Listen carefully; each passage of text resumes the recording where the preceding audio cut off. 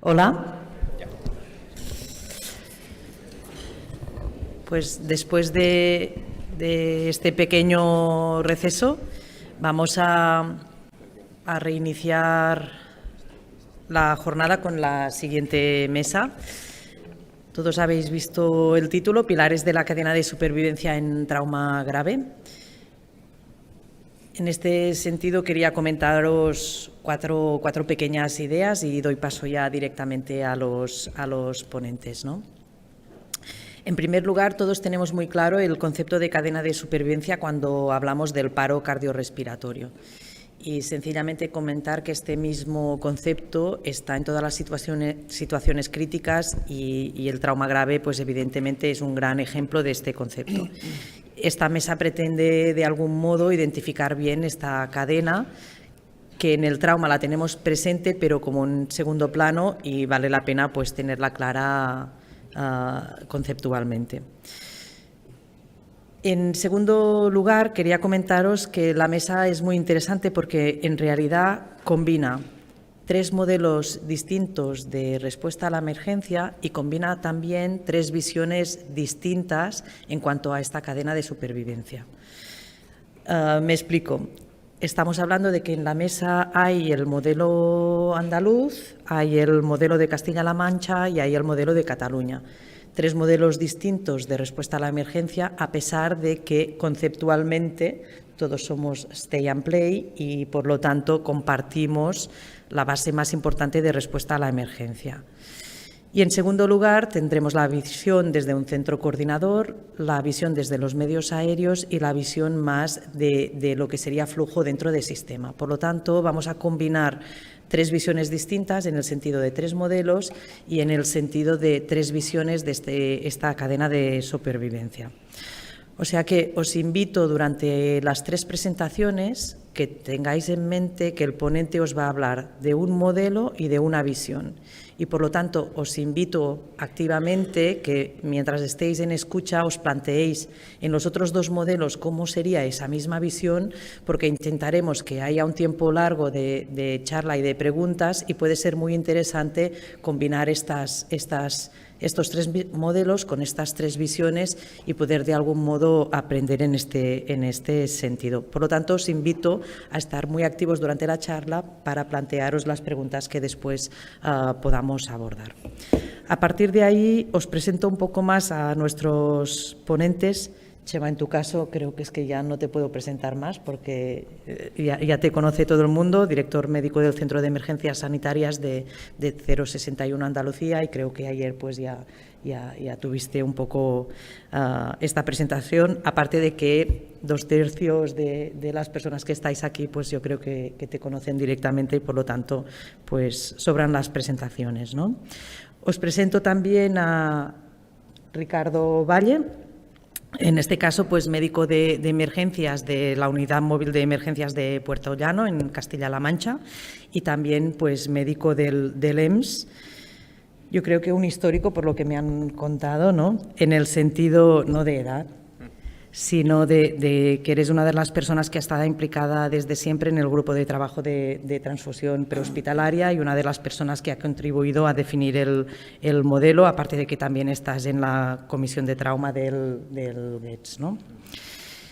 Os presento también a Jorge Morales, director médico del SEM Cataluña, que nació en médico y formado en la Universidad de Puebla. Fue paramédico. Jorge es de esas personas que ha ido desde abajo hacia arriba, ¿no? Fue formado como paramédico en la Escuela Nacional de la Cruz Roja. Estuvo de médico en el Servicio Militar Mexicano.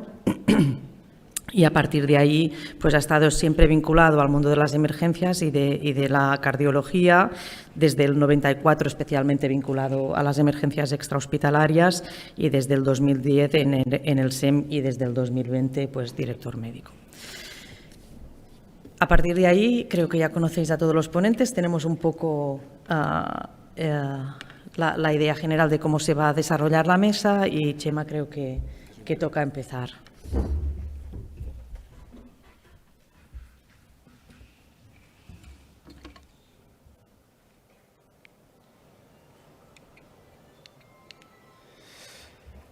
Bueno, pues muy buenos días. Ahora tocaría decir gracias al comité organizador por haberme invitado a esta jornada, pero está feo. Yo estoy en el comité organizador que yo diga esto. Pero sí que quería agradecerle sobre todo a Ana Forquerni, que es la gerente del SEM de Cataluña, que esté hoy moderando esta mesa, y sobre todo, bueno, pues a Jorge y a Ricardo, que también me acompañen en esta mesa, ¿no? Bueno, yo voy a hablaros de una parte de la cadena asistencial que es la gestión de la llamada desde los centros coordinadores.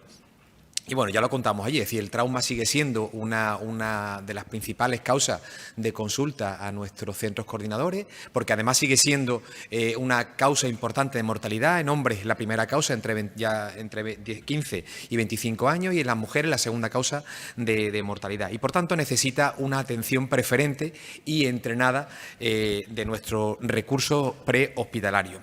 Por tanto, esta atención al trauma grave debe ser segura, coordinada y, lo más importante, multidisciplinar. Yo creo que a lo largo de este simposio hemos estado viendo que todos los niveles asistenciales tienen que estar bien engranados para que al final, pues, el resultado de la atención a un paciente con un trauma grave sea la recuperación sin secuela, bueno, pues que es lo que nos complica la intervención posterior, ¿no?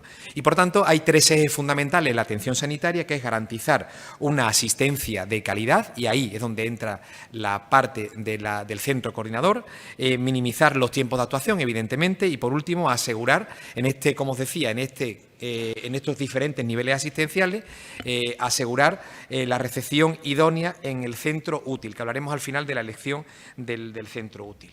Como os digo, el primer eslabón de esta cadena asistencial está en los centros coordinadores, que la misión fundamental de los servicios de emergencia y sobre todo de la recepción de llamadas es una gestión eficiente de todas estas llamadas con criterios de calidad de todas las demandas, para que seamos capaces de dar la respuesta más adecuada a la situación clínica que nos está exponiendo el paciente, el usuario o simplemente el viandante, ¿no? Con el mejor trato, con la información más adecuada, pero sobre todo con la mejor colaboración entre todos los profesionales implicados en esta cadena asistencial.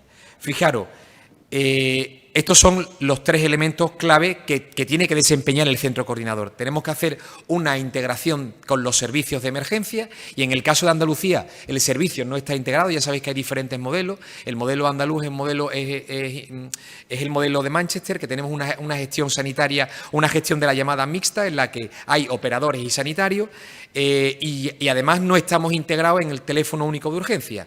Ya sabéis que hay comunidades en España que tienen una única central donde todas las llamadas entran ahí, y desde ahí se gestiona la atención sanitaria. Bueno, pues en Andalucía ya sabéis que estamos divididos, que en la gestión del teléfono de emergencia las llamadas sanitarias se derivan a 061, que tiene pues la gestión exclusivamente de la atención sanitaria. Una vez que entra en nuestra sala, ya sea por línea 112, que lo explicaré ahora, o por línea 061, hacemos una clasificación de la llamada y hacemos una gestión de los recursos disponibles en ese momento. Fijaros, aquí en esta diapositiva lo que os muestro es cómo estamos organizados en Andalucía, que tenemos 8 centros coordinadores que están organizados como un centro virtual único, y esto lo que quiere decir es que una llamada inicialmente entra en su provincia, pero si los operadores de la provincia no están disponibles, automáticamente salta al área occidental u oriental, y si no, saltará al resto de Andalucía en un plazo corto, ¿vale? En los centros coordinadores tenemos 343 gestores y tenemos por turno de 12 horas, tenemos disponible en cada una de las áreas 12 médicos que dan respuesta, 12 médicos y 2 enfermeros que dan respuesta a la atención sanitaria. Y esto se complementa con la línea de Salud Responde, que como ya contaron ayer también, bueno, pues tenemos una serie de carteras de servicios especialmente dirigidas a la atención de consulta sanitaria, de citas médicas. Bueno, pues todo esto es lo que conforma el centro de emergencia. Fijaros, en llamadas asistenciales, cada año el centro de emergencias en Andalucía es la principal puerta de entrada de urgencias. Recibimos casi 3 millones de llamadas, de las que se transforman en casi 1,5 millones de demandas asistenciales. Y fijaros, más o menos a grosso modo, cómo son las llamadas que recibimos, fundamentalmente por la línea 061, pero también, y muy parejo a esta, por línea 112. Pero como os digo, por cualquiera de esas líneas, sea 061, 112, teleasistencia, urgencia o salud responde, todas ellas entran a este centro de coordinación sanitaria. Vale, bueno, ahí veis un poco los datos comparados del año 2022 con 2023 y cómo, bueno, pues rozamos eso en torno a los 3 millones de llamadas. Fijaros lo que esto supone para el ciudadano como insisto, como puerta de entrada al sistema. ¿Qué es lo que hacemos con las llamadas? Pues nosotros fundamentalmente lo que hacemos es clasificarlas y las clasificamos para asignarle una prioridad de asistencia, ¿vale? Fijaros, en torno al 7% son prioridad 1, son situaciones en las que tenemos que responder de forma muy ágil porque hay un riesgo vital. En torno a un 45-46% son prioridades 2, ¿vale? Que esas tienen que ser valoradas por un recurso medicalizado y después prioridades 3 y prioridades 4 que, bueno, pues que tienen una atención más diferida. ¿Cómo funciona el centro coordinador? Pues fijaros, la llamada se recibe por cualquiera de las líneas que ya os he explicado y en el centro coordinador se tipifica la llamada, es decir, se le da una clasificación a la llamada. En función de ese tipo de llamada se hace una guía de triaje telefónico para hacer un interrogatorio al paciente y en función de esa guía de triaje telefónico se le asigna una prioridad 1, 2, 3 o 4 y en función de esa prioridad se le asigna un recurso. ¿Por qué? Porque lo que intentamos es que el recurso sea lo más adaptado a la situación que nos está contando el paciente. Les pongo un ejemplo gráfico, es decir, si yo tengo una prioridad 1, no tiene ningún sentido que yo le mande un recurso que no sea medicalizado. Y del mismo modo, si yo tengo una prioridad 4, donde es una urgencia demorable, pues no voy a mandarle un recurso de emergencia. Entonces, por eso es tan importante la asignación de esta prioridad. Por tanto, la gestión de la llamada se produce con la recepción de la llamada, la aplicación, como les decía, la tipificación y la aplicación de una guía de triaje telefónico, le asignamos la prioridad y después, por último, en función de la prioridad, asignamos el recurso de emergencia, ¿vale? Hay un conjunto mínimo de datos que tenemos que aplicarle a esas demandas, es decir, para saber qué es lo que ocurre, dónde ocurre y a quién le ocurre, si hay una víctima, 2 víctimas o un incidente con múltiples víctimas. Fijaros, en la tipificación de la llamada, cuando el operador hable el cuadro de la tipificación, aparecen todos los tipos de demandas que pueden entrar en el centro coordinador. Y en el caso del accidente de tráfico, pues asignamos el accidente de tráfico y le metemos un motivo de impacto para que después nos sirva para una gestión estadística de los datos del centro. Y como les decía, pues podemos asignar ven en este gráfico como en los diferentes tipos de prioridad y la respuesta que desde el sistema tenemos que darle. En una prioridad 1, que como les digo, hablamos de una emergencia sanitaria, tenemos un tiempo de respuesta menor a 15 minutos. ¿Qué es lo que hacemos? Pues en zonas de cobertura para los equipos 061 asignamos un recurso 061, en las zonas de no cobertura podemos asignar un equipo móvil del servicio de urgencia de atención primaria o incluso en los sitios más remotos atención primaria y en las zonas en las que tengamos duplicidad de recursos lo que buscamos es el recurso medicalizado más cercano y por eso en muchas ocasiones hacemos dobles activaciones para dar una mejor respuesta. En caso de prioridades 2, como les decía, una parte activamos a equipos movilizables o incluso equipos de emergencia o equipos de enfermería que también acuden a estas prioridades 2. Y lo mismo ocurre y tenemos un tiempo de respuesta menor a 40 minutos. Cuando pasamos a la prioridad 3, que ya hablamos de una urgencia demorable, pues estamos hablando de un tiempo de respuesta inferior a 2 horas y media. Este que les pongo aquí es el protocolo de actuación de buenas prácticas de atención sanitaria inicial en el accidente de tráfico, publicado por la Dirección General de Tráfico en 2018 y que recoge muy bien cuáles son todos los intervinientes en la gestión de la llamada. Por un lado tenemos los operadores, que son los responsables de la recepción de la llamada, la recogida de los datos y la movilización de los recursos una vez asignados. El personal sanitario, pues como podéis ver ahí, pues son los que tienen la responsabilidad del control, seguimiento y supervisión general de la atención, son los que hacen la priorización de la llamada, la asignación del recurso y, por supuesto, el seguimiento de la demanda. Y en el caso, en las salas en las que tenemos jefatura de guardia, pues son los responsables de las prealertas a los centros útiles y también hacen un seguimiento de la demora de las asistencias. ¿Cómo es el procedimiento del interrogatorio en cualquier demanda, pero especialmente en la de los accidentes de tráfico? Pues es importante confirmar el número de heridos, las características y los riesgos añadidos, la confirmación del mecanismo de producción del accidente, porque sobre todo nos pueda orientar en la biomecánica de las lesiones.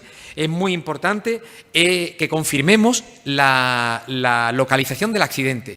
Y esto es algo que es bueno que tiene en Andalucía y en general en España el servicio o el teléfono 112, porque tiene un servicio AML de geolocalización, que no lo tenemos todos los números de emergencias. Por eso es importante la colaboración entre los diferentes niveles de la atención emergente. Nosotros lo que tenemos que hacer, si nos llega la geolocalización, es asegurarnos que efectivamente es correcta, porque en muchas ocasiones también viene errónea, y si no tenemos geolocalización, pues intentar buscar algún punto de referencia. Es importante después que en esa gestión del procedimiento de interrogatorio transmitamos calma a los intervinientes en el lugar del accidente y, sobre todo, bueno, pues que nos colaboren en caso de no ser un punto de fácil accesibilidad, que colaboren con nosotros a la hora de que lleguen los recursos sanitarios. En el caso de que haya varias personas, pues lógicamente empezaremos con los consejos sanitarios para ese primer interviniente. ¿Cómo elegir el motivo de llamada? Bueno, pues en la pantalla, como les decía, cuando tipificamos la llamada, cogemos accidente de tráfico y tenemos todas estas opciones para ir seleccionando la guía de triaje telefónico. Como les decía, una vez que el operador tiene en la pantalla, tiene una primera pregunta, es decir, ¿qué es lo que ha ocurrido? ¿Hay niños o atrapados? En función de estas respuestas que pica el operador, pasamos a la siguiente pregunta: ¿cuántos heridos hay? ¿No hay heridos? ¿Hay heridos sin especificar el número de heridos o no lo sabe? ¿Vale? Y en la tercera pregunta que hacemos en el centro coordinador, es decir, ¿qué le ocurre a las víctimas? ¿Cuál es su estado? Y en el momento que hemos picado estas tres opciones, automáticamente el sistema, sin necesidad, por eso les decía que es un sistema de gestión mixta. ¿Por qué? Porque en este caso, cuando a las tres preguntas respondemos si hay lesionado, si hay atrapado y si hay lesiones evidentes, automáticamente el sistema te propone que asignes el recurso superior que tengamos, ¿vale? Y lo que nos dice esto: posible emergencia, active rápidamente un equipo de emergencia 061, un equipo móvil del SWAP, ¿vale? Siguiendo las indicaciones del plan operativo.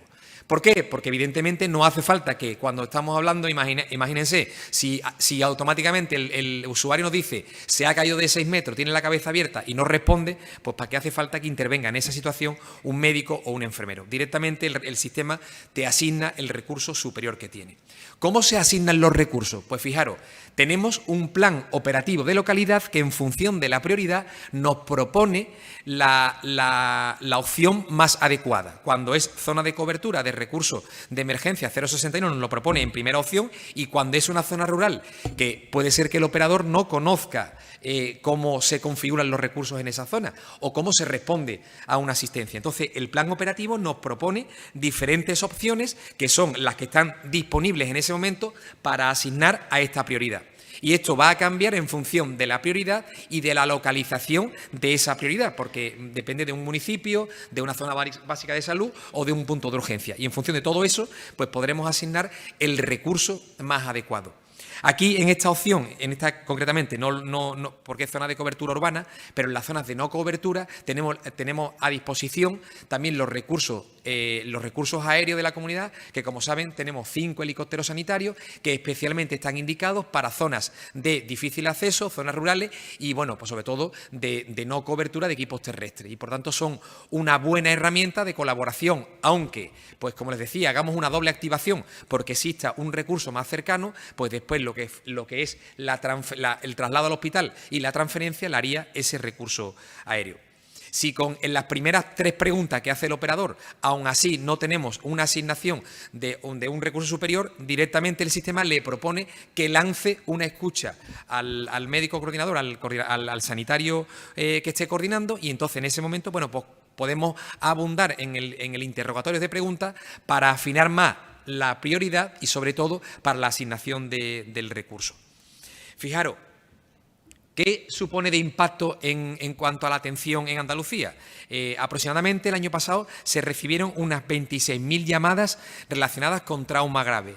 De estos pacientes, pues fíjense, asistidos por equipos de emergencia fueron unos 6.300, de los cuales se activó el código trauma por criterios clínicos como el trauma escorrevisado menor de 12 puntos en 816 pacientes. Las medias fundamentalmente más frecuentes en hombres que en mujeres, un 70-30, y la edad media, pues en los hombres de 49,7 y en las mujeres de 58,1 años. Vamos al paso siguiente, es decir, hemos priorizado, el recurso asistencial se ha enviado, pero ahora es importante que para completar la atención sanitaria hagamos una activación del código trauma y desde el año 2021 pusimos en marcha en Andalucía una línea roja preferente para todos los recursos medicalizados del sistema para que tengan un acceso preferente a los centros coordinadores en caso de patología tiempo dependiente, como es el caso del código trauma, y que tengan un acceso preferente a los centros coordinadores. ¿Por qué? Porque esta comunicación debe siempre realizarse por medio de los centros coordinadores. Y no se nos puede olvidar esto. Al final necesitamos tener una trazabilidad de la asistencia. Y en los centros coordinadores se queda toda la secuencia de actuación se queda registrada. Es más, incluso todas las llamadas telefónicas. Y en caso de una reclamación y, por tanto, es un documento médico-legal, todo está recogido y podemos responder a muchas de las reclamaciones que nos hacen los pacientes a través de este documento médico-legal, que es la demanda asistencial en los centros coordinadores. Moraleja, es decir, todas las llamadas que hagamos en la atención sanitaria extrahospitalaria, incluso con la activación de los códigos de prealerta, debe estar registrado a través de los centros coordinadores. ¿Cuál es el objetivo? Pues fundamentalmente todo esto lo que va encaminado es a disminuir los tiempos del acceso del paciente a los recursos asistenciales hospitalarios y, sobre todo, en muchos casos, porque incluso a través de la historia clínica digital en movilidad podemos transferir información clínica de la situación del paciente e incluso nosotros ya estamos en el desarrollo de la integración también de las imágenes ecográficas que pueda estar viendo el médico en el hospital antes de que les llegue el paciente. Todo esto, fundamentalmente, lo que va buscando, pues como le insisto, que es reducir los tiempos de atención, que al final es lo que aumenta la supervivencia a la activación. Segundo elemento, que hemos dicho, activación del código de prealerta, ¿cómo activar el código trauma? ¿Cuándo activar? Pues aquí, estos son los criterios que utilizamos aquí, con un trauma escorrevisado menor de 12 puntos o con un trauma escorrevisado de 12 puntos, pero con un mecanismo lesional como son los que referimos aquí, ¿no? Fractura de cráneo, pelvis, bolet, ¿vale? ¿Qué hacer? Pues evidentemente toda la secuencia ya la conocéis, no la voy a repetir. ¿Y cómo activar? Pues evidentemente ese conjunto mínimo de datos que tiene que transmitir el médico asistencial, pues tiene que estar relacionado con el trauma escor global y desglosado, la del paciente, el sexo, los antecedentes, el mapa lesional y las medidas terapéuticas que se han tomado en este paciente. Este es el primer elemento, es decir, es importante la activación del código trauma, pero también es muy importante la elección del centro útil. Y voy terminando. ¿Cómo elegimos el centro útil? Pues como les decía, no es lo mismo un hospital de primer nivel, un hospital de segundo o tercer nivel o un hospital comarcal. En nuestro caso, en Andalucía, pues utilizamos el criterio clínico, ¿vale? Con un trauma score por debajo de 13 puntos y un TC elegimos hospital de primer nivel, una frecuencia respiratoria por debajo de 10 o por encima de 29, tras la estabilización, si no se consigue, pues tenemos un hospital de primer nivel, segundo nivel, y si se consigue, pues iríamos a un primer nivel. Y si la tensión arterial es por debajo de 9, iríamos siempre a un hospital, un centro útil cercano, ¿vale? Criterios de derivación hospitalaria con criterios, la suma de los criterios clínicos más los anatómicos, pues los tienen ahí. Elegimos hospital de primer nivel cuando el traumatismo es penetrante en la cabeza, cuello o en la unión de los miembros, cuando hay una fractura de cráneo abierta o deprimida, con lesión medular aguda incompleta, con trauma mayor del 10%, ¿vale?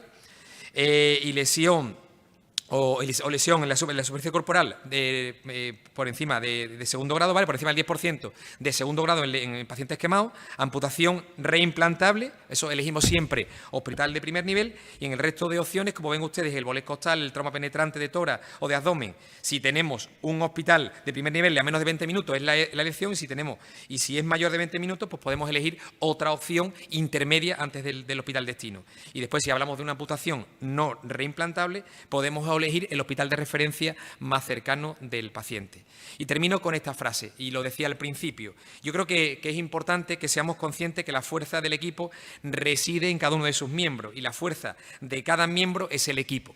Por eso, aquí más que nunca es tan importante la sumación de los diferentes eslabones de la cadena para conseguir reducir la mortalidad, reducir la morbilidad y, por supuesto, las secuelas del trauma grave, que es lo que debe guiar en nuestra atención al paciente con trauma grave. Muchas gracias.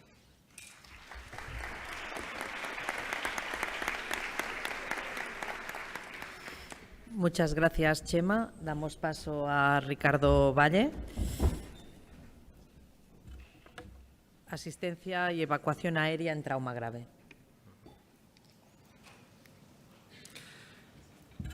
Bueno, buenos días a todos. Lo primero decir que no tengo ningún tipo de conflicto de intereses porque sale algún nombre comercial aquí. Bueno, me planteé unos objetivos yo creo demasiado amplios y no sé si llegaré a cumplirlos. He decidido intentar conseguir esos objetivos a través de la revisión de 3 casos clínicos que espero que, bueno, que os entretengan un poquito. Empezamos con el primero y vamos moviendo esto. El primero es del 2 de noviembre, o sea, es un aviso bastante reciente, a las 4:30 de la tarde, donde nos avisan de que en la zona del Río Mundo, en la zona de Albacete, hay una mujer de 63 años que estaba haciendo senderismo con su hermana y se sale del sendero, se sale de la zona y entonces, bueno, pues la mujer coge y choca con una valla que había metálica que no había visto y simplemente cae de su propia altura, cae sobre el lado izquierdo y parece que tiene una fractura de húmero. Van a rescatarla a bomberos, van a sacarla de allí, pero deciden que hay que sacarla con medio aéreo de la zona. Entonces solicitan evacuación aérea. Lo único que nos llaman es simplemente para sacar a la paciente de allí, nada más, ¿vale? Y bueno, lo primero para estar en situación, y como vengo de Castilla-La Mancha, como veis, Castilla-La Mancha es la tercera comunidad autónoma de tamaño, es bastante amplia, pero solamente tiene 2 millones de habitantes, ¿no? Esto marca que tiene una densidad de habitantes bastante baja, lo que hace y dificulta mucho la organización del sistema de emergencias en una comunidad como esta, ¿no? Con tan poquitos habitantes y tanta dispersión geográfica. Esta es la zona donde fuimos a rescatar a la mujer, en la parte alta, la parte de arriba es donde estaba, ¿vale? Estaba colocada. Y bueno, cuando llegamos allí, pues en esta foto destacamos que tenemos un frente que está entrando, que nos viene, que iba a dificultar mucho la salida con el helicóptero. Tenemos que la hora era ya casi, estábamos entrando en el ocaso y que hacía muchísimo frío en aquel momento y a esa altura, ¿no? Había unos 6 grados de temperatura.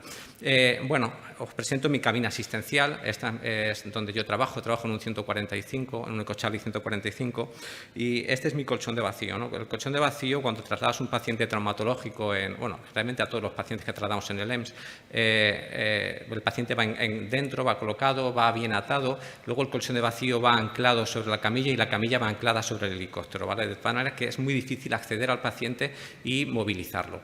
Aparte de eso, tenemos que todo el lado derecho del paciente está pegado a la pared del helicóptero, con lo cual el acceso es muy complicado. Cuando haces EMS en un medio adverso, pues por ejemplo aquí que es un rally off-road, muchas veces tú piensas que todos los avisos que te van a dar son traumas graves, ¿no? Pero el 90% de las activaciones que tenemos son traumas menores o son simplemente temas logísticos, incluso búsquedas. Eso también pasa en mi comunidad autónoma, donde no tenemos, bueno, no con esa frecuencia, claro, donde no tenemos el helicóptero de rescate. Y los que hacen EMS te puedes ver abocado a este tipo de avisos, ¿no? Donde te llaman por temas logísticos para sacar a pacientes. El problema que tenemos con nuestros pacientes es caer en la posibilidad de que te sientas como un servicio de paquetería, ¿no? De que simplemente vas a recoger, a sacar un paciente de ahí. Pero si tú vas a meter a ese paciente en una cabina asistencial como la nuestra, empaquetado en un colchón de vacío, tienes que hacer una evaluación bastante exhaustiva y completa de ese paciente antes de meterlo dentro, ¿no? Porque con el ruido, la localización y el ambiente es muy difícil que consigas hacer una valoración de ese paciente dentro del del helicóptero y enfrentarte a los problemas que te pueden surgir, ¿no? Otro problema que nos encontramos es con la analgesia para ese tipo de pacientes, ¿no? Son pacientes con trauma menor, pero que tienen bastante dolor y entonces te planteas qué tipo de analgesia le das. Por supuesto, yo le doy un paracetamol y un ibuprofeno, no le va a tocar. Tengo que plantearme coger una vía intravenosa y ponerle como mínimo un opiáceo, ¿no? Si le pones un opiáceo tienes que adelantarte a los efectos secundarios, hipoventilación, náuseas, mareo y demás, con lo cual tienes que monitorizar al paciente. Si te das cuenta te estás complicando la vida, ¿no? O sea, estás haciendo de un paciente que era nada, que ibas a sacarlo simplemente, y estás haciendo de un paciente que se te puede complicar en el helicóptero por la situación y por la analgesia que le estás dando. Pentrox es un medicamento que se utiliza mucho en Francia y sobre todo en los helicópteros de rescate y que lo conocí trabajando con ellos.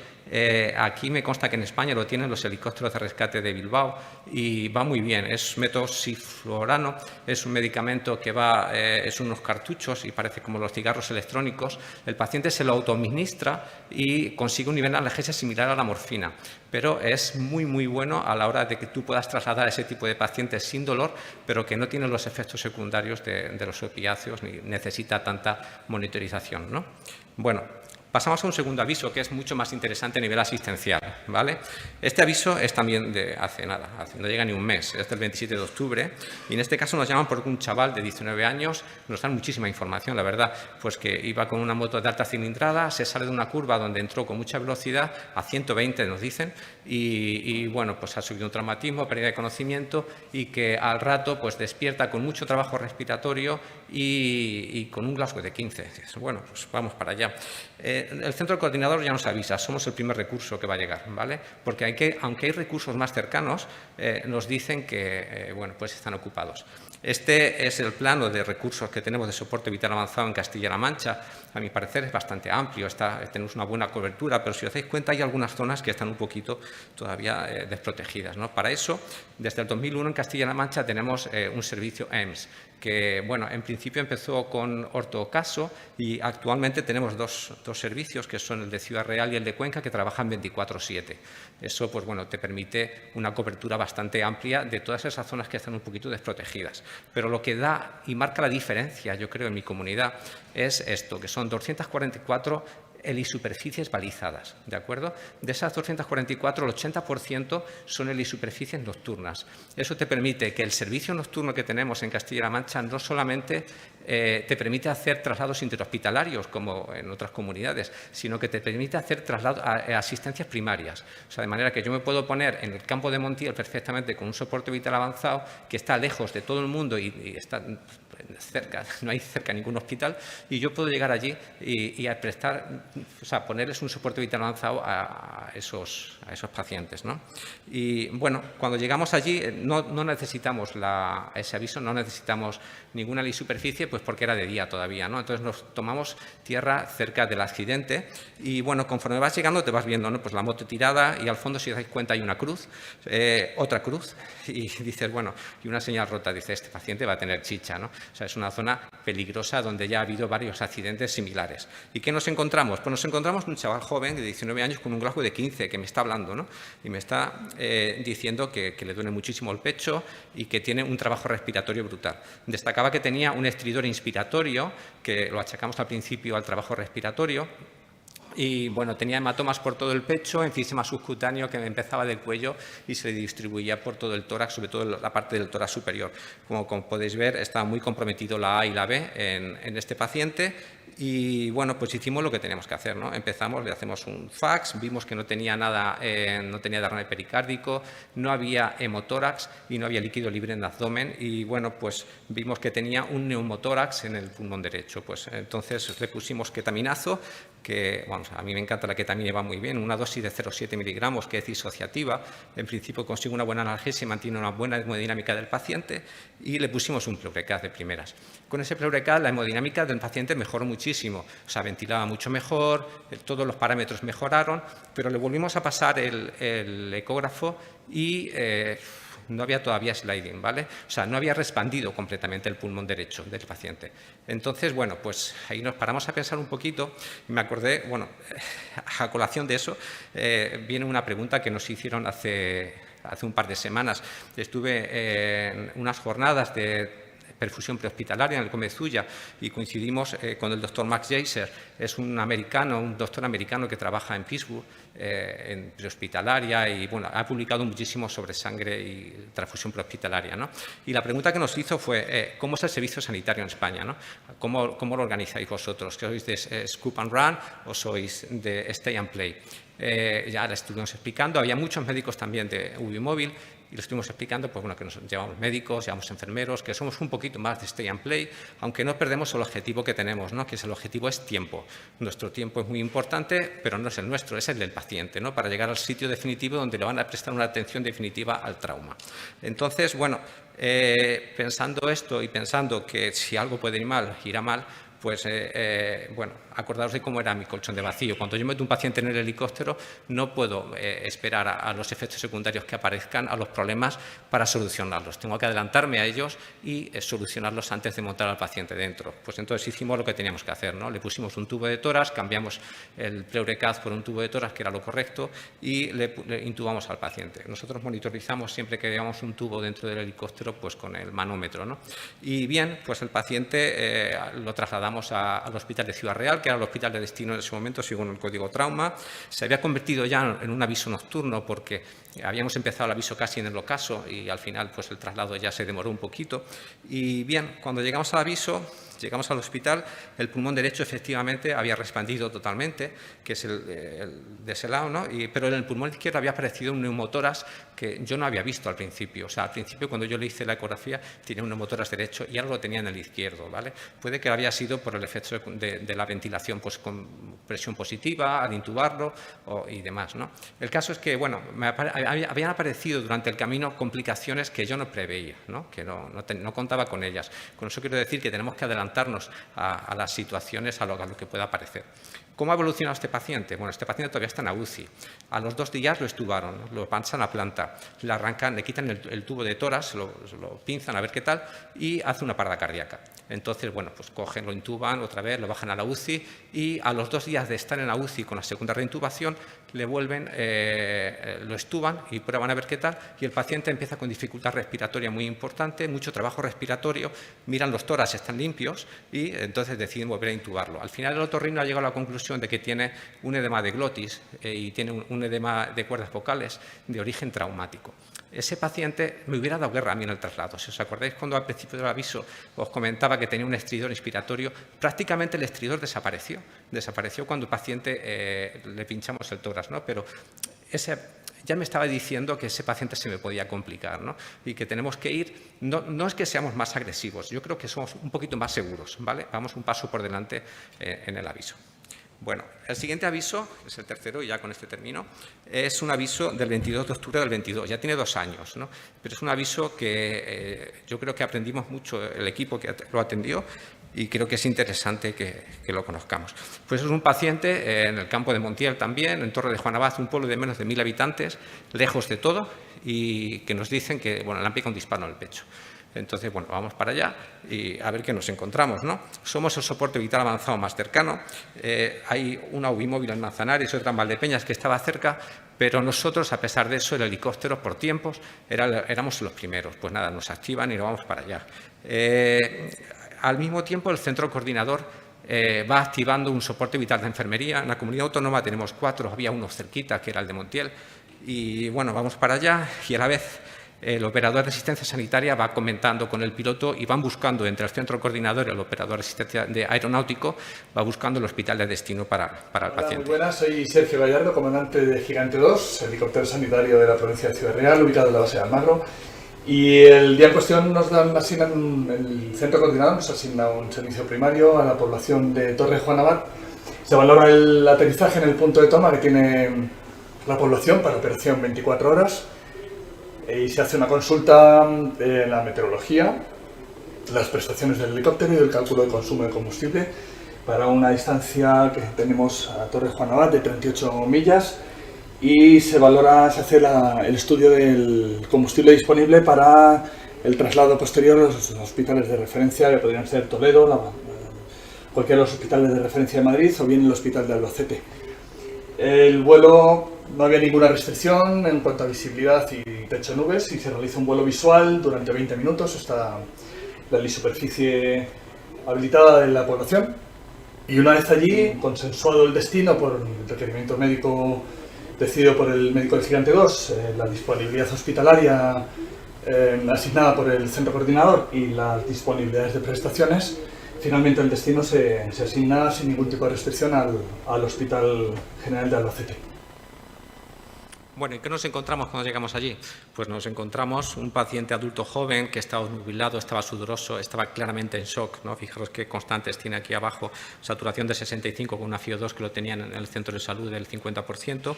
Y bueno, tenía una herida de bala, una herida de entrada en el pulmón derecho a la altura de la mamila y no tenía orificio de salida, ¿no?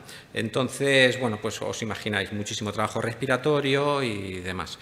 El paciente le hacemos un FAS y lo único que encontramos es un hemotórax en el pulmón derecho. Aparentemente solamente había sido el disparo, ¿no? Era una pelea de dos familias por un tema de drogas. Entonces, en el contexto de la pelea, uno saca la pistola, ¡pum!, y le pega un disparo en el pecho al otro con intención, claro, de matarlo, ¿no? Solamente no había habido agresión, me refiero, no tenía TC, no tenía otras heridas ni nada de eso. Y bueno, pues hicimos lo que correspondía en el momento, ¿no? Pues le pusimos al paciente un parche de Asserman, le colocamos un tubo de tórax y lo intubamos, ¿no? Y entonces el paciente pues mejoró muchísimo hemodinámicamente. Y en ese momento empezamos a pasarle el primer concentrado de Matíes, ¿no? Porque por el tubo de tórax ya además había empezado a salir hasta 600 mililitros de golpe de sangre directamente. Como sabéis, en Castilla-La Mancha tenemos un procedimiento de transfusión prehospitalaria, ¿no? Tenemos un par de concentrados de Matíes desde el año 2014 que empezamos con esto. Y bueno, esto partió de un grupo de trabajo, del grupo de trabajo de Gigante 2, de transfusión prehospitalaria, que es un grupo de gente altruista e inquieta que le apetecía investigar en este campo, ¿no? Y trabajar en este campo. Actualmente tenemos 2 helicópteros con concentrados de Matíes para transfundir a nivel prehospitalario, que son Ciudad Real y Cuenca, que coincide que son los 2 helicópteros que tenemos 24/7. ¿no? Y bueno, es un trabajo de muchos, no es un trabajo solo de un grupo de trabajo, ¿no? Y ni de la gerencia nuestra, están implicados bancos de sangre de Albacete, bancos de sangre de Ciudad Real con la doctora Elena Madrigal y bueno, muchísima gente para que todo esto pueda funcionar. Bueno, sabéis que la conservación y el manejo de los concentrados de Matíes a nivel prehospitalario es muy complicado porque es un tejido humano, entonces bueno, tenemos unos estrictos márgenes de conservación, tenemos unas neveras específicas en base para tenerlo, pero todos los avisos donde vamos siempre va la sangre con nosotros, porque a veces nos activan de aviso en aviso, entonces no puedes volver a base a por la sangre ni nada, ¿no? Lo trasladamos siempre con la Credo, que es la mochila de transporte, y bueno, los concentrados siempre van pegados a un par de chivatos que nos dicen en todo momento dónde están los concentrados de Matíes para seguir una perfecta trazabilidad de ellos, saber dónde andan y también la temperatura que tienen en cada momento, ¿no? Bueno, este es nuestro paquete de transfusión. Lo que nosotros hacemos cada vez que un paciente cumple el criterio de transfusión prehospitalaria, le ponemos esto, ¿no? 2 concentrados de Matíes, bueno, pues le ponemos el primero y si necesitamos el segundo, es el segundo, ¿no? Pero siempre ponemos después de los concentrados de Matíes, pues su ácido tranexámico, su fibrinógeno, le ponemos 1 gramo a todos y además le ponemos también un suplemento de calcio. Todo esto, por supuesto, lo tenemos procedimentado, ¿no? El proceso de reanimación hemostática prehospitalaria del paciente con shock hemorrágico en Castilla-La Mancha, pero fuimos un poquito más hacia adelante, ¿no? Nos encontramos que había pacientes que nos activaban simplemente para llevarle la sangre, ¿no? Porque era un paciente que, por ejemplo, no estaba bajo la zona de influencia de nuestro soporte vital avanzado de Gigante 2 por tiempos y estaba siendo atendido por otro UBI-móvil, pero o bien por retrasos en el traslado o bien por otras circunstancias, pues pedían si cumplía criterios de transfusión, pues nos llamaban para hacerlo.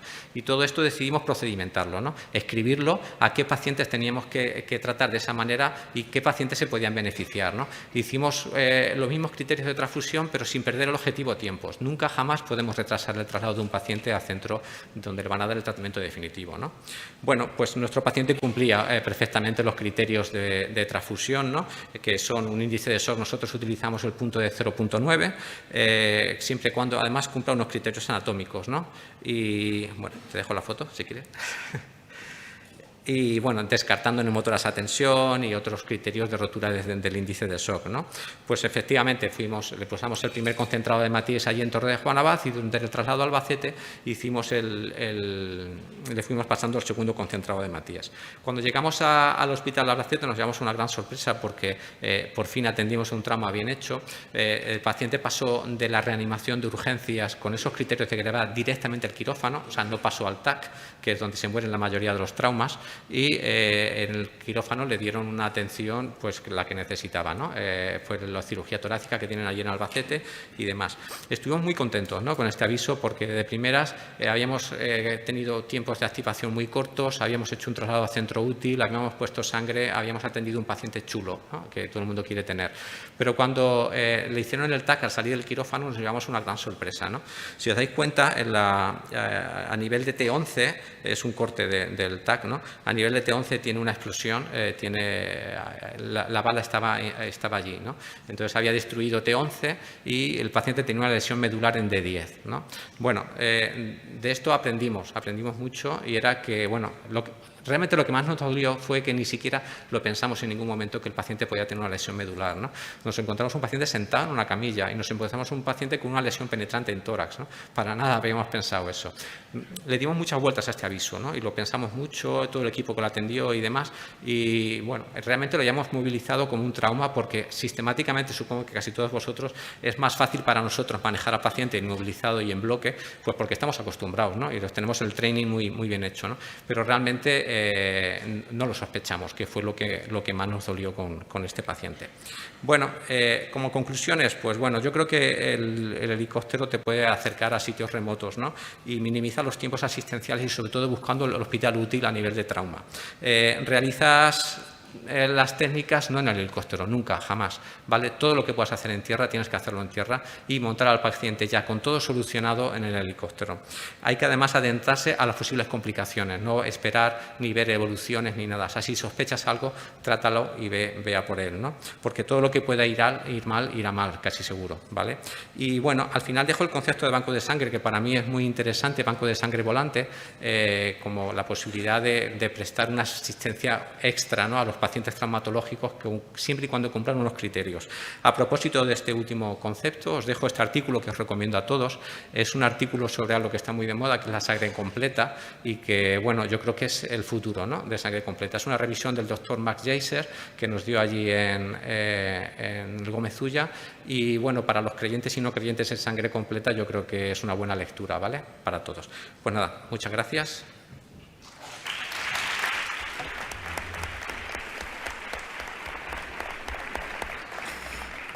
Muchas gracias, Ricardo. Muy interesante. Ya estoy viendo ahí las preguntas como están en el aire.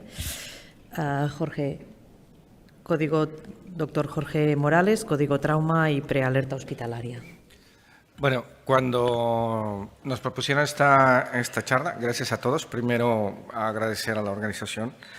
Tampoco tengo conflicto de interés. Yo creo que el interés es que los pacientes vayan bien y que todos entre todos vayamos aprendiendo diferentes maneras de trabajar y lo que nos permite copiar algunas formas de trabajar y también explicar las nuestras porque los feedbacks nos ayudan, ¿no?, a mejorar. Espera, a ver, esto es. Bueno, no puedo dejar de representar el gran equipo humano que trabaja en el Sistema de Emergencias Médicas de Cataluña y como todos hemos empezado, ¿no?, un poco cómo trabaja nuestro sistema, dónde estamos.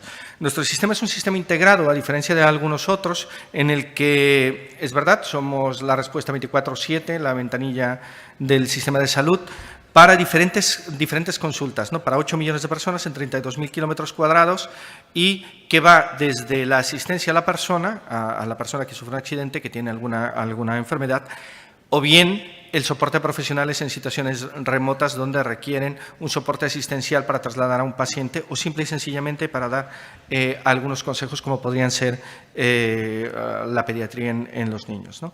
Y esto va, pues eso, precisamente de la consulta administrativa hasta el traslado interhospitalario.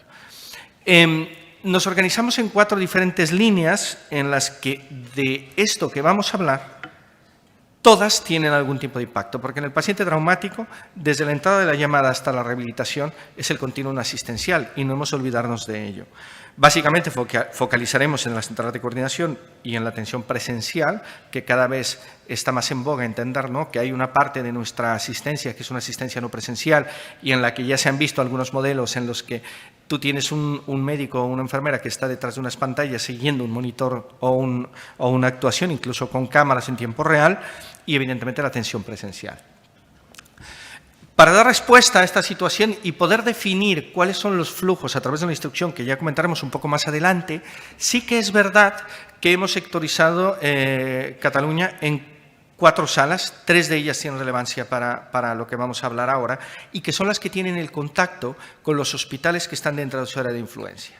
Las 3 centrales, que son la de Hospitalet, la de Barcelona y la de Reus, son las que regulan, coordinan y tanto los recursos como los que tienen relación precisamente para estos preavisos o prealertas con los centros regionales de cada una de sus áreas. Como veis, están balanceadas. Barcelona Ciudad, por el nivel de actividad y el número de personas que hay y el número de recursos, trabaja sola, pero es verdad que la sala de Hospitalet o la sala de Reus se pueden balancear perfectamente. Y también es muy interesante el tema del servicio interhospitalario. No nos olvidemos que el paciente traumático muchas veces terminas diagnosticando una lesión que lo que requiere es una embolización y no el retiro de la pieza anatómica, ¿no? Y esto se gestiona a través de esta mesa. Lo utilizamos a través de estas diferentes dotaciones que están distribuidas de esta manera y ahora pues ya nos ponemos en tema. Era un poco para tener la visión, ¿no? Sabemos cuáles son los pacientes traumáticos que tenemos cada año, estadísticas las que queramos. Sí que es verdad, es que es un problema de salud, es un problema de salud real. Tenemos multitud de cursos, teorías, instrucciones, decretos, propuestas, etcétera, etcétera. Y todos coinciden en una cosa. Oiga, cuando usted atiende a un paciente que lo tiene en la calle, es un paciente de patología tiempo dependiente, alerte al centro útil. Vale, ¿cómo lo hacemos? Porque lo hacemos de maneras muy diferentes. Pero nunca te dice ninguna de estas instrucciones, formaciones, trabajo que se haya hecho previo a que tú empieces a trabajar en un sistema de emergencias, cómo lo tienes que hacer. No hay un sistema estandarizado. Y tampoco existe dentro de la formación sanitaria nadie que te prepare para que cuando estás detrás de una pantalla, y hablo de manera general, ¿cómo he de transmitir esta información? Porque puede ser que sea la más relevante para evitar algo que precisamente se acaba de comentar justo en la ponencia anterior, que muchos pacientes se terminan muriendo en el TAC. Es decir, ¿por qué se ha muerto en el TAC? Si este paciente estaba claro que tenía una barriga que estaba sangrando, ¿no? Bien, nuestro sistema empieza por ahí de tener sus primeras actuaciones de lo que es la evolución de lo que es hoy el código PPT, el código Politrauma, por ahí del año 1996 a una iniciativa de mucha gente que tenía ganas de trabajarlo, justamente con el Hospital Clínic, y ahora os haré una reflexión de qué nos ha pasado con el Hospital Clínic.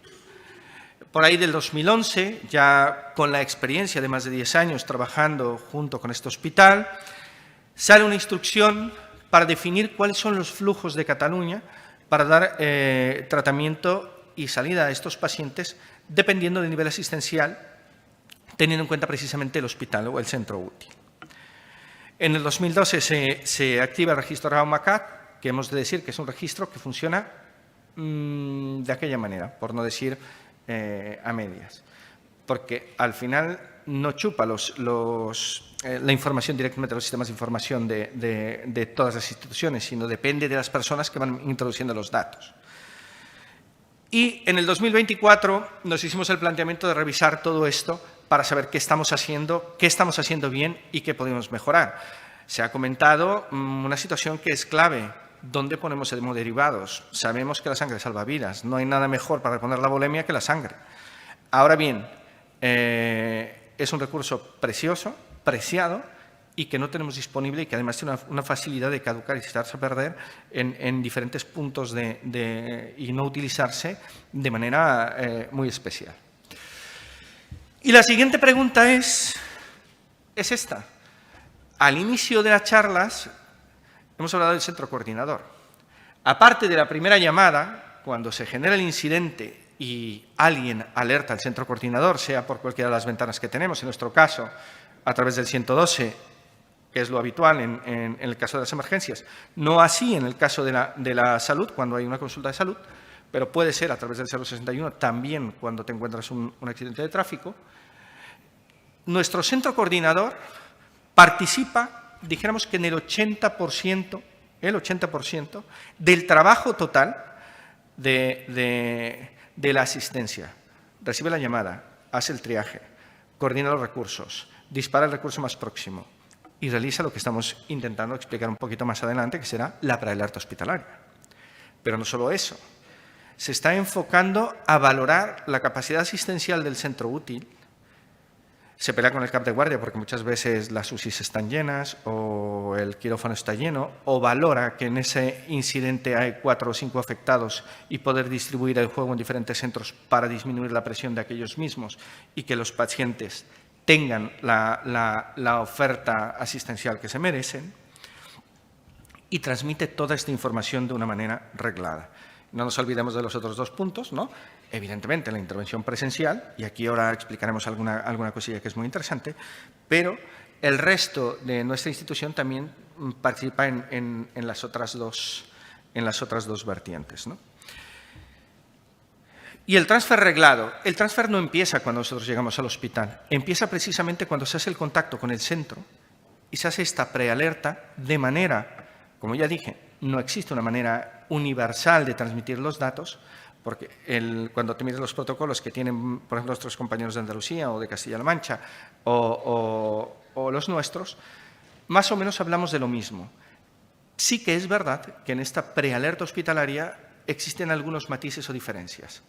Puede ser que el médico de la unidad asistencial sea el que a través de la central de coordinación hable directamente con el equipo receptor. Puede ser que sea la central de coordinación misma, a través del equipo sanitario, médico o enfermera, dependiendo del modelo, quien explique esta información. Pero también hay variantes en qué información y de qué manera la transmito. Y esto genera pues, algunas diferencias importantes. Bueno, algunos datos que creo que son relevantes, pues, ¿no? de decir, sabemos que el 63% de los pacientes son varones, cuántos pacientes activamos al año, el incremento progresivo del número de pacientes traumáticos que estamos viendo y especialmente las agresiones.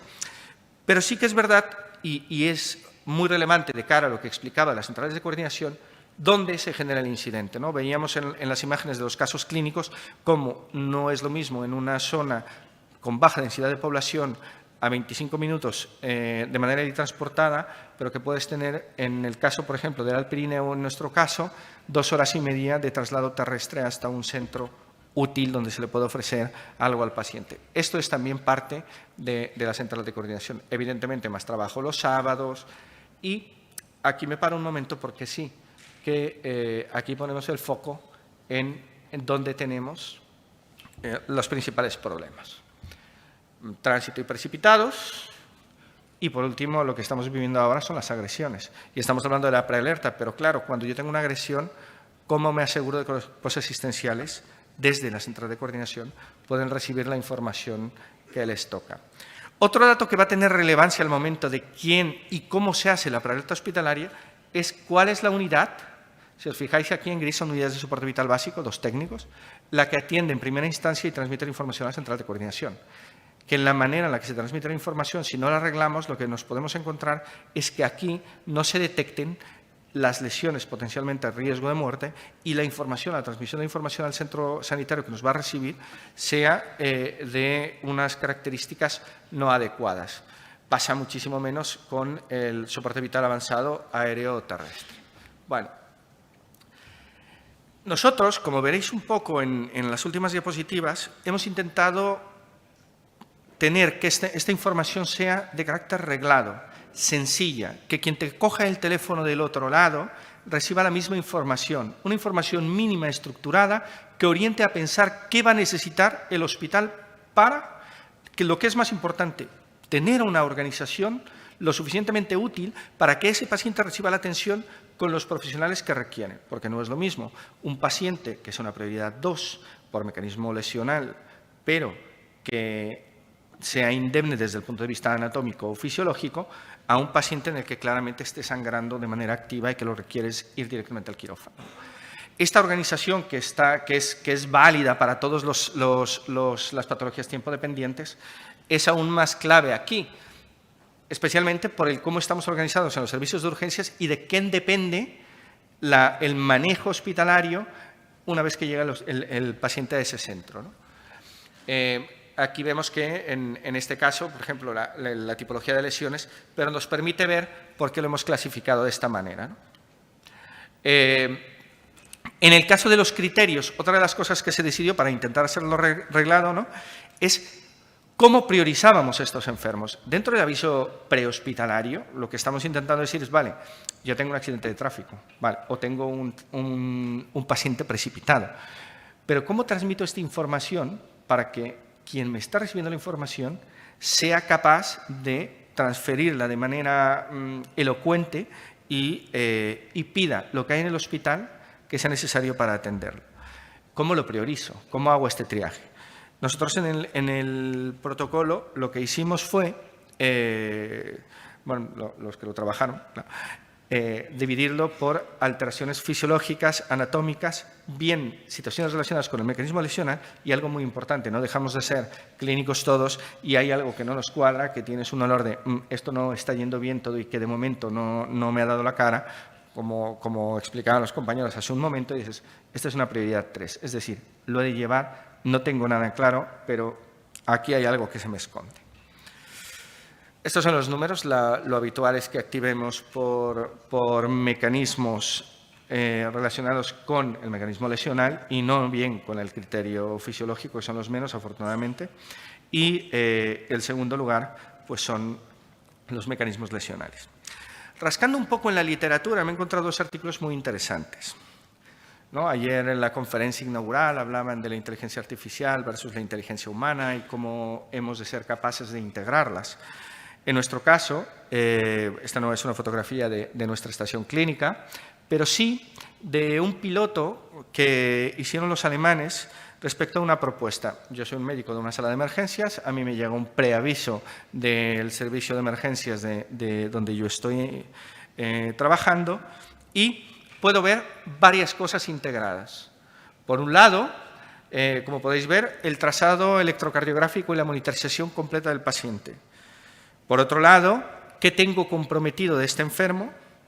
El tiempo de llegada, y yo creo que este es uno de los puntos claves a los que tenemos que trabajar todos aquellos que tenemos estaciones clínicas, dígase tablets, entendernos, porque una de las cosas que mejora la percepción del hospital de cuándo voy a llegar y cómo me tengo que preparar es la posibilidad de visualización en tiempo real, como si vas y pides un Uber, en cuánto tiempo me va a llegar este recurso. Porque el resto de cosas ya se las he transmitido. Si está hemodinámicamente estable, si es una situación por activación fisiológica, si es por activación por deformidad del habitáculo del vehículo o cualquiera de las otras opciones. Pero ¿cuánto tiempo va a tardar? Porque los que venimos o habéis estado en la vida hospitalaria, sabéis que una de las cosas que más te causa adrenalina es estar en la puerta del hospital y ver que la ambulancia no llega con un paciente que te están diciendo que es crítico. Y esto podría ayudar precisamente a mejorar la relación interna también de los centros hospitalarios. Y en muchas ocasiones, como esta parte de aquí, que podéis ver que es una foto o un vídeo, de momento nosotros podemos hacer una foto, algo muy parecido a lo que hay aquí, del incidente, con lo cual cuando el hospital recibe esta información, abre la aplicación, que es una aplicación que ahora está esta parte está en fase de pruebas, tiene una calidad de imagen que no es la mejor, pero se está intentando optimizar, ya también puede darse una idea de qué es lo que ha pasado en esta situación. En realidad, cuando lo vemos, realmente cuando se hicieron el análisis de resultados, se vio que sí que mejoraba la preparación del equipo de emergencias del hospital en tiempo real, que había información crítica del ABCD y que permitía una respuesta organizativa rápida dentro del centro hospitalario. Y que había una retroalimentación, sobre todo de manera positiva a los asistenciales cuando habían hecho la recepción y después el debriefing del centro. Sí que es verdad que tiene un aspecto negativo, Mucha información puede generar ruido informativo y que después el nivel de atención cada vez que tienes un aviso caiga. Y ahora tocaremos un tema recomendado con esto. Y evidentemente es un prototipo que se puede mejorar. Y hay un segundo artículo que también es muy interesante. Cuando estamos hablando de las prealertas hospitalarias es, vale, yo alerto porque es una prioridad 0, es decir, emergencia de verdad. Alerto porque es una prioridad 1, porque tiene algún criterio fisiológico tocado, pero está en Glasgow 14, la respiración 24-25 por minuto, ha sangrado un poco pero lo tengo estable. Pero ¿qué pasa si solo alerto o la mayoría de mis alertas, como vimos en el registro politrauma, son de prioridad 2? Llega un momento, he hablado del Hospital Clínic, que empezó dentro de nuestra comunidad a ser el impulsor del código PPT, que ahora, cuando es una prioridad 2, no te espera nadie en la puerta de triaje y tú has de entrar y apretar el botón para que te baje el equipo de trauma. Ojo, porque la sobrealerta también produce fatiga del sistema. Para ir cerrando, estamos en pleno diseño de la segunda parte de la instrucción, es decir, de esta revisión en profundidad. Estos criterios existen, son los mismos, salvo que hemos introducido 2 variables. Esta es una foto de la S, ¿no? O sea, cuando yo introduzco las variables, tiene algún criterio fisiológico, qué tipología de accidente es, dónde ha tenido el paciente, y son ayudas visuales para que todo el mundo pueda enviar la información de manera estructurada, el centro coordinador lo recibe de manera estructurada y el centro hospitalario lo recibe de manera controlada. El algoritmo de actuación es el que tenéis aquí, por las prioridades, y lo que os decía, antes eran 6 ítems, ahora tenemos alguno más, que es precisamente la valoración del estado hemodinámico. Se valoran pulso y presión arterial con la activación de lo que es el Hotel Sierra. Bueno, esto es primicia, es decir, todavía no ha salido publicada, saldrá en los próximos meses, donde esto quiere decir que se ha de activar un protocolo de transfusión masiva en el centro hospitalario receptor. Y estamos trabajando en la línea que os comentaba aquí precisamente, de poder en algunos puntos concretos tener unidades de banco de sangre que nos permitan llegar ahí. Y la hora prevista de llegada, antes contábamos los minutos, no son los minutos. Hay que poder decir, y si se puede trazar, a cuánto tiempo está la unidad para podernos acomodar. Y por último, no menos importante, estamos intentando integrar para que el hospital vea dentro de toda esta prealerta el trazado del monitor de este enfermo y los parámetros que tiene. Y con esto, la pregunta es hacia dónde vamos, ¿no? La inteligencia artificial nos podrá ayudar a que esta transferencia de información sea más ágil, a encontrar lesiones ocultas que no habíamos sospechado, a localizar puntos negros o de probables accidentes previos a que se produzcan, y un largo, etcétera. Y no podía irme sin agradecer, y sobre todo una cosa, todo esto que hemos dicho de las prealertas y tal, que tenía que ver con que depende de cómo se implanten, si nadie te enseña a hacerlas y tienes que llegar a un sitio, y en una de las ponencias decías, tardas 2 años, ¿no?, en formar a una persona, creo que es muy relevante que seamos capaces de desarrollar algo que son las guías clínicas. Si las queréis bajar, os pasaremos el link. Nosotros tenemos unas guías que también nos permiten ayudar a esta formación. Y sin más, agradecer al panel, a los ponentes y a vosotros, y bueno, abierto a preguntas y respuestas.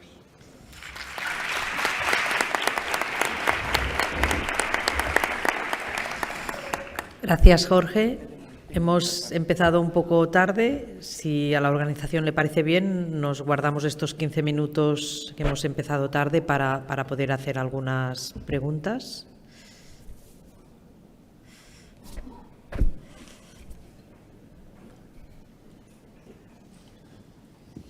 Buenos días, yo soy Gregorio, trabajo en Murcia, en la calle, y felicitar primero por la organización que tenéis, a los 2 directores médicos, pero he echado en falta el feedback de los profesionales que están en la calle, no solo en el código trauma, porque como decía Ricardo, hay casos que te gustan y casos que no. Entonces quería que comentarais eso, si tenéis eso estandarizado o estudiado. Gemma, Jorge.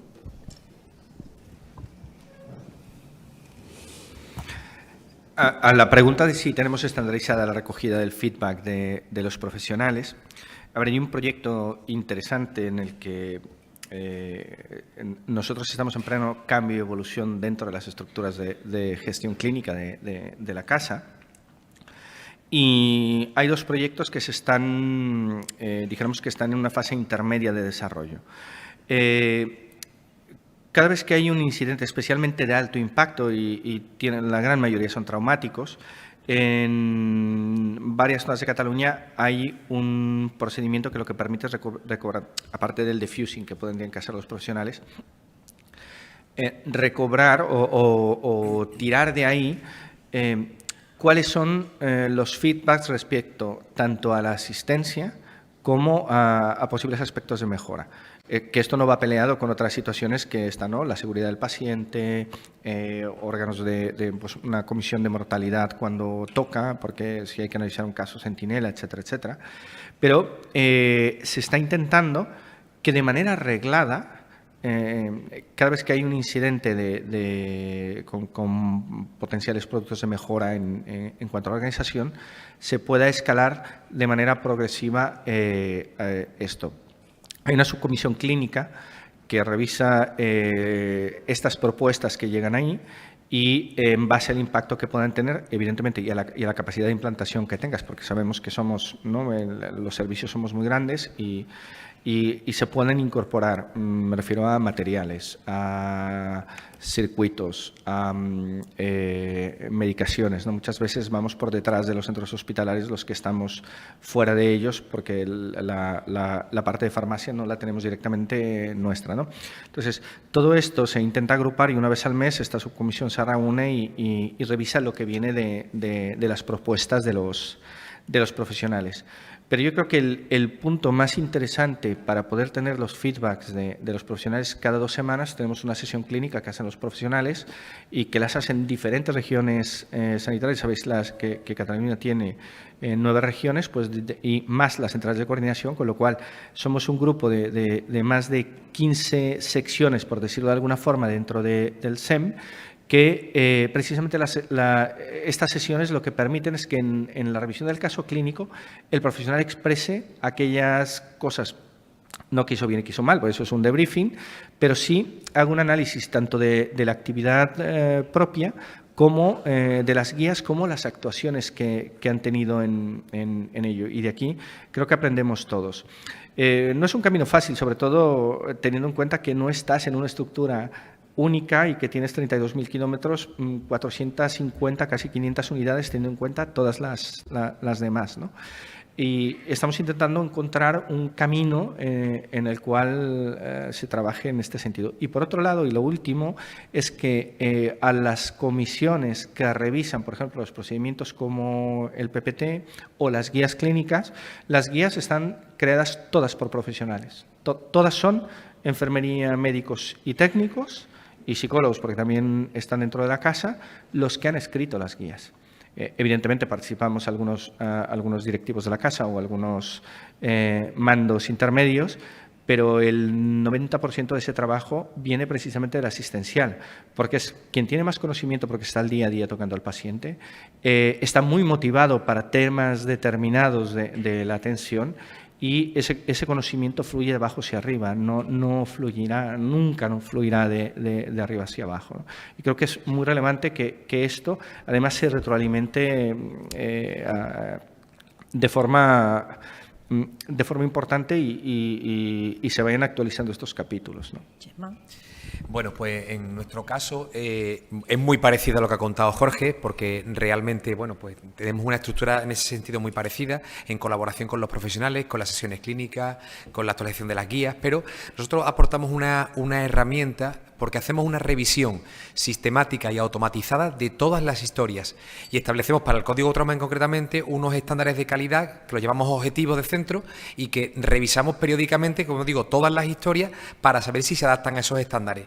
Y por tanto, en esa revisión sistemática de las historias hay un feedback directo de las direcciones provinciales con cada uno de los profesionales para analizar por qué no se ajustan o por qué sí se ajustan a los estándares que hemos marcado para cada año de calidad en la atención, en este caso, al trauma grave. Después, por supuesto, está la investigación de incidentes de seguridad, que tienen sus comisiones aparte. Pero, ya digo, hacemos una tarea diaria y permanente de revisión de historias clínicas, y eso es lo que nos permite estar en contacto con la asistencia.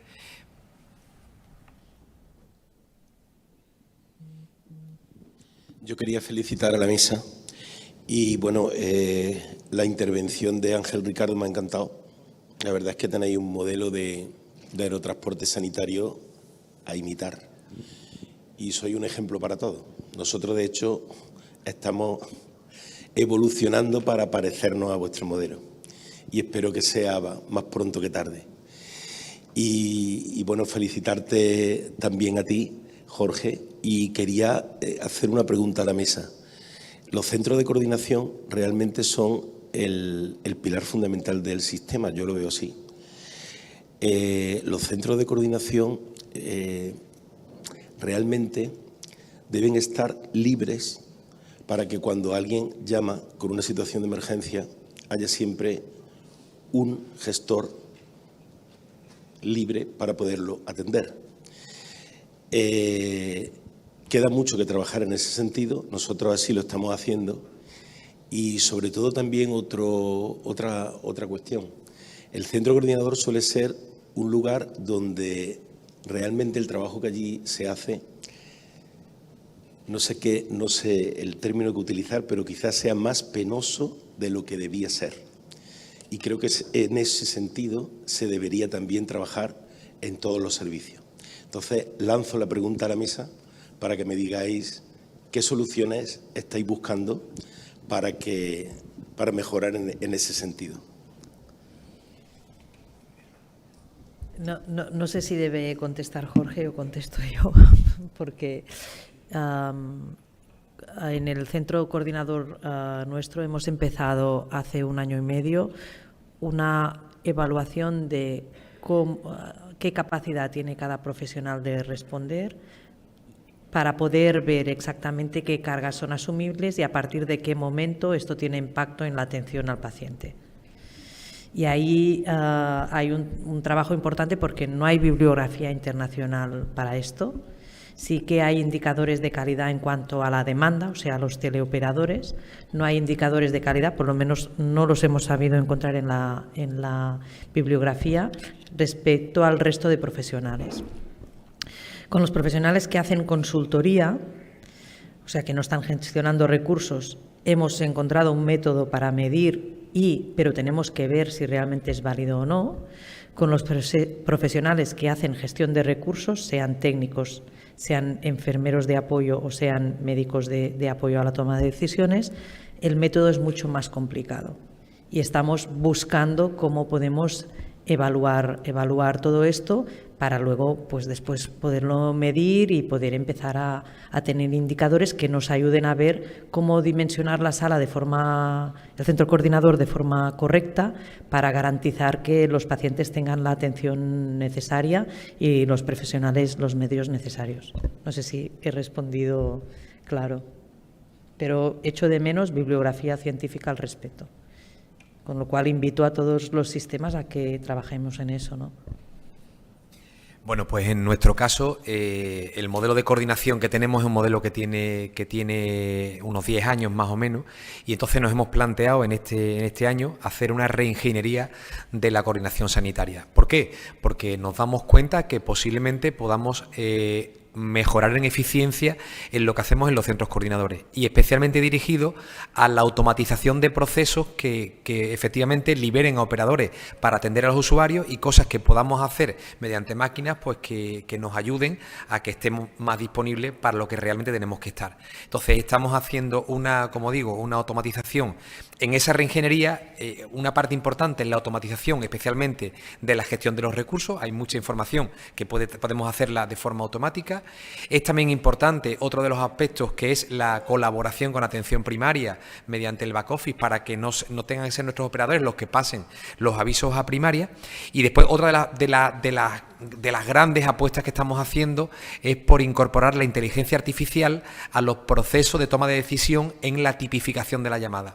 Eso estamos trabajando con un proyecto financiado por la Consejería de Salud, y que lo que queremos hacer es establecer un análisis de las guías de triaje telefónico, y que mediante la Big Data y la inteligencia artificial nos permita pues evaluar lo que estamos haciendo, y sobre todo que nos permita tener una ayuda de ser más certero a la hora del interrogatorio. Por tanto, yo creo que en los próximos meses habrá una transformación del modelo, pues mucho más automatizado y mucho más ayudado pues por elementos como la inteligencia artificial, que nos permitan, pues ya digo, ser más, afinar más en la toma de decisiones en los centros coordinadores. Aquí yo creo que hay un punto muy clave, que es que los centros coordinadores, o la visión que ya se tiene más o menos en general, es que se ha roto aquello de la central de coordinación es una cosa y la unidad asistencial es otra. Este mito, bueno, mito no, porque durante muchos años fue una realidad. Ahora estas barreras están cayendo, y una de las cosas que sí que ya se ha hecho dentro de nuestra casa es mirar el proceso asistencial como un todo, ¿no? Y fue uno de los grandes retos hace 4 o 5 años. Recuerdo que era una de las discusiones habituales entre los diferentes mandos, que la sala tenía una historia y la calle tenía otra historia. Pero en realidad, cuando tú tienes al paciente, desde que entra la llamada hasta que el paciente se rehabilita y va a casa, tiene un proceso asistencial transversal.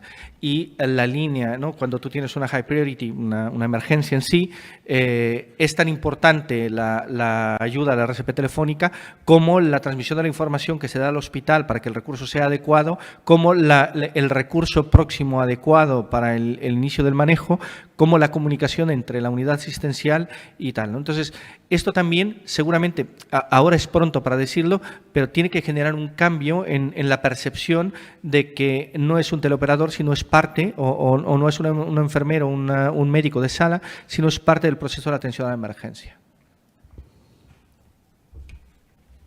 Vale, si no veo ninguna otra mano, si os parece, hacemos las conclusiones de la mesa, a ver si el atrevimiento os parece adecuado. Centro coordinador con modelo de Manchester, mixto, operadores y sanitarios. Definición del tiempo de respuesta por prioridad. Predefinición del interrogatorio y de la respuesta como método de garantizar una respuesta adecuada. Definición del centro útil y impacto que tiene el entorno en la asistencia.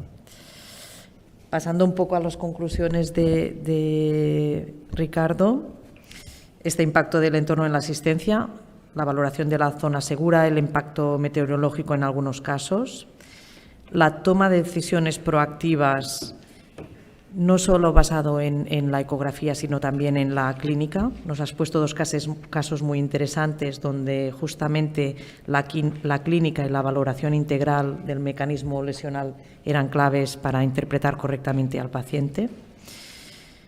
El concepto del stay and play, pero sin perder el objetivo tiempo, la transfusión con trazabilidad y el circuito interno en el hospital, y mejorar en esta predefinición, ¿no? Quirófano versus radiología en algunos casos concretos.